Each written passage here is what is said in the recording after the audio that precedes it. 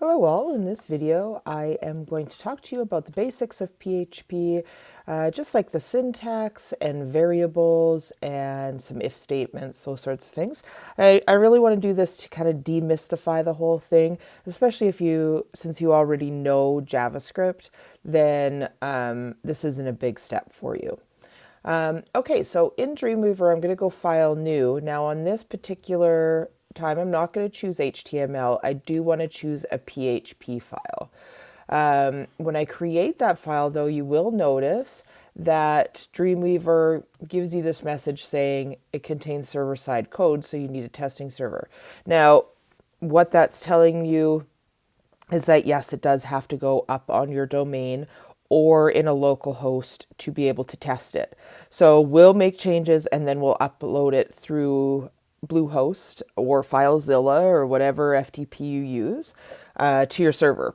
Otherwise, it won't work. If you test it locally, it's not going to work. So I'm not going to specify one now. On your home computer, you can specify your domain and server, and then you can have Dreamweaver be uploading it automatically. I'm not going to cover that in this video. I'm just going to do it the traditional way where I'm uploading it. But if you are on your home machine now, you could take the time to set this up. So I'm going to say no for now.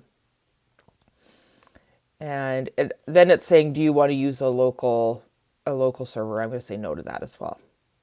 Okay, so let's give this thing a save. I'll just make a folder here called PHP, and into this I will call it index.php. So just like with our HTML, in your folders you always want to have a default index PHP. It also protects you against hackers and that sort of thing, rather than just having your file. If you don't have an index, then when you go to it in the browser, then it's going to show all of your file directory. So we want to make sure we have at least one index file in there. So I'm going to say save. Now, one thing you'll notice right away is that you still have HTML tags.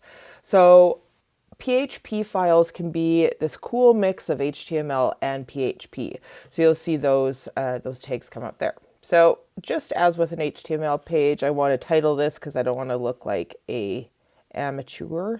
So I'm going to put basic PHP syntax. Okay. Now, if you remember from that brief lecture that you just watched, that all PHP has to go inside what's called PHP Delimiters. So this tag indicates, okay, there's going to be some PHP here. And then the question mark angle bracket says this is where the PHP code ends. So that's how we can kind of mix it in with the HTML as well. So I'm just going to put a little HTML comment there that says this is PHP Delimiters. Okay, just to remind you when you refer back to this lab. Now, first off, we're going to just define some variables. So you'll see here as I'm writing my comment that it is a different syntax than my HTML comments. So it does the same kind of single line comment as JavaScript does. So there's our first similarity. We talked about in the lecture that whenever we have a variable in PHP, when we're defining it, we don't go var whatever the variable name is. In PHP, it's always a $sign. So we've seen that with jQuery before, but here it's only saying, okay, whatever follows that $sign is a variable of some sort.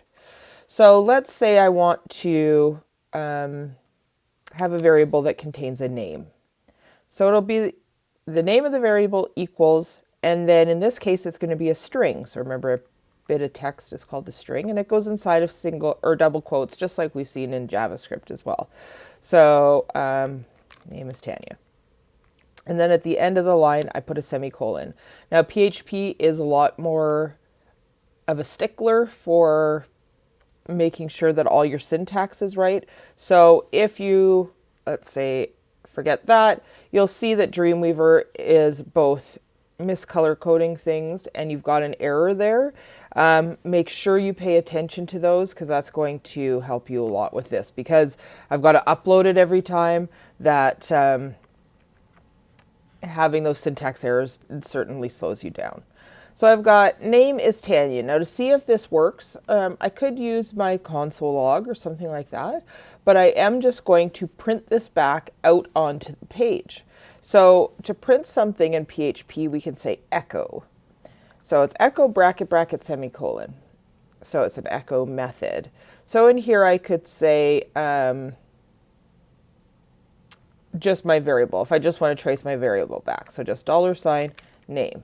So here we've created a variable and here we're printing it out to the page. Now to actually see this in motion, I'm going to need to upload it to my domain. So if in the browser I go to Bluehost, I can go to the file manager. I've made my own folder here called PHP, and then I'm just going to upload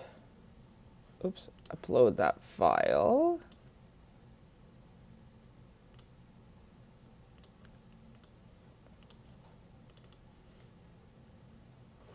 And then in a new window, I'm going to go to that folder.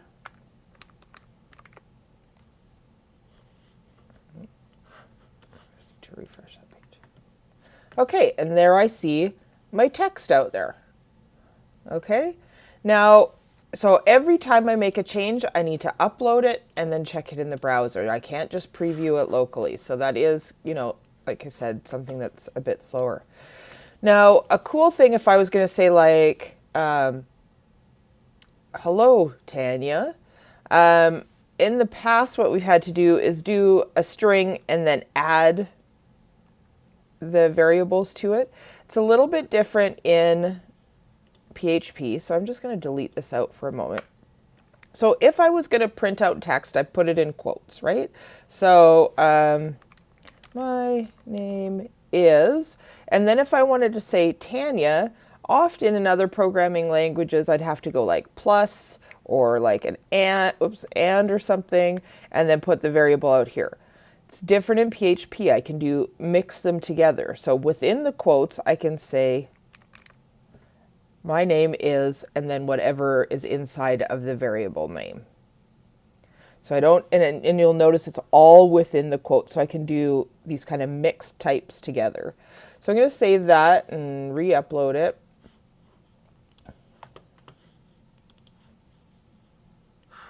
So I'm uploading it there and I'm going to say, yes, I'm going to overwrite it. I'm going to come back and do a shift, holding shift on my keyboard and refresh. And there you can see it's changed. My name is Tanya. So actually a little bit easier to do there. Now I'm going to go back up here right after defining my name variable. I'm going to show you a number variable.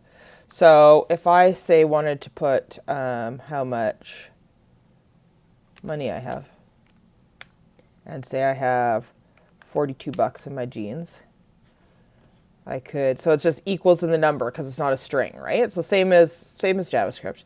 My name is Tanya, and I have this much money in my pockets.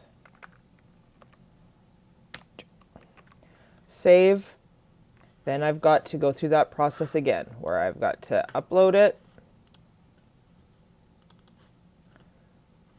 override it, shift on the keyboard and refresh.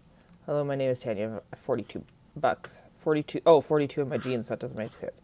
$42 in my pockets. And then I've got to upload it, save it and upload it. So it is like, like I said, a little bit more lengthy of a process. So yes, override it, refresh. There we go. Okay. Beauty. Now it is HTML. You can put HTML in here. So if I wanted to say italicize the money amount, I would just come in here and put the I tag around it. Save it, upload it. So you're going to get used to this process, that's for sure. Refresh. Now those words have been italicized.